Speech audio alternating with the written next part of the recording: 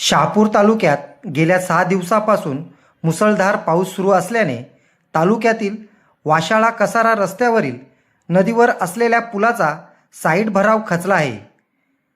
माजी आमदार पांडुरंग बरोरा यांनी घटनास्थळी सार्वजनिक बांधकाम विभागाचे अधिकारी वाघ व ग्रामस्थ यांच्यासमवेत पाहणी केली. कोणत्याही प्रकारची जीवितहानी होऊ नये यासाठी तात्काळ बांधकाम विभागाला उपाययोजना करण्याच्या सूचना त्यांनी केल्या आहे. रस्त्याची पाहणी करून ठाणे जिल्हाधिकारी श्रीकृष्ण पांचाळ व तहसीलदार परमेश्वर कासुळे यांच्याशी दूरध्वनीवरून संपर्क करून घटनेची माहिती माजी आमदार पांडुरंग बरोरा यांनी त्यांना दिली. यावेळी त्यांच्यासमवेत वाशाळा विभागातील विलास धानके, उत्तम भुईर व ग्रामस्थ, डोळखाम विभागातील दत्ता काका शिंदे, उपसरपंच देशमुख शिवाजी पाटेकर, सरपंच राहीबाई दुपारी, दत्तात्रय भुईर, राणोजी अधिकारी, पुंडलिक ठाकरे आदी ग्रामस्थ उपस्थित होते. न्यूज रिपोर्टर दीपक चंदे, मशाल न्यूज नेटवर्क. आत्ता आपल्या सोबत आहेत शहापूर विधानसभा मतदारसंघाचे माजी आमदार माननीय पांडुरंग बरोरा साहेब. बरोराजी, गेल्या 5-6 दिवसापासून शहापूर तालुक्यात व परिसरात खूप मुसळधार पाऊस पडत आहे. त्यातच काल कसारा वाशाळा या रस्त्यावर त्या पुलावर तो भराव होता, तो खचला. याची घटनेची माहिती आपणास कशी भेटली आणि आपण त्यावर काय केलं उपाययोजना? आपल्याला माहीतच आहे की गेले 5-6 दिवसापासून शहापूर तालुक्यात मुसळधार आणि अतिवृष्टी या ठिकाणी होत आहे.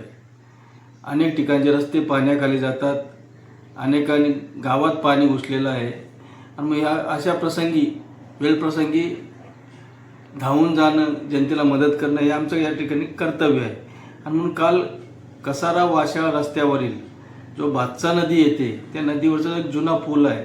आता नव्याने त्या ठिकाणी पुलाचं काम चालू आहे, परंतु जोपर्यंत नव्याने पूल होत नाही तोपर्यंत जुन्याच पुलाची रहदारी या ठिकाणी होते. आणि त्या भागातील अनेक गावं आहेत वाशाळा पठाराची की त्या ठिकाणी वाशाळा बस चालते, पाटोळ बस चालते, अनेक बसेस चालत आहेत. आणि त्या ठिकाणी तो अरुंद पूल असल्यामुळे त्याचा एक बाजू खचले, त्यामुळे जनतेमध्ये घबराट निर्माण झाली. आणि म्हणून कालच त्या ठिकाणी त्या ठिकाणी सर्व त्या भागातली मंडळी ही सार्वजनिक बांधकाम विभागाकडे येऊन तक्रार तशा प्रकारची केली. मला त्यांनी कॉल केला आणि मी काल प्रत्यक्ष बांधकाम विभागाच्या अधिकाऱ्यांसोबत जाऊन त्या ठिकाणी कोणताही अपघात होऊ नये यासाठी तात्काळ जी उपाययोजना करायला पाहिजे ती उपाययोजना करण्याच्या सूचना त्या ठिकाणी केलेल्या आहेत. नक्कीच जीवितहानी होणार नाही किंवा त्या ठिकाणी कोणती रहदारी किंवा बस वाहतूक थांबणार नाही अशा प्रकारचं सूचना त्या ठिकाणी बांधकाम विभाग केल्यामुळे त्यांनी त्वरित ते काम हाती घेतलेलं आहे.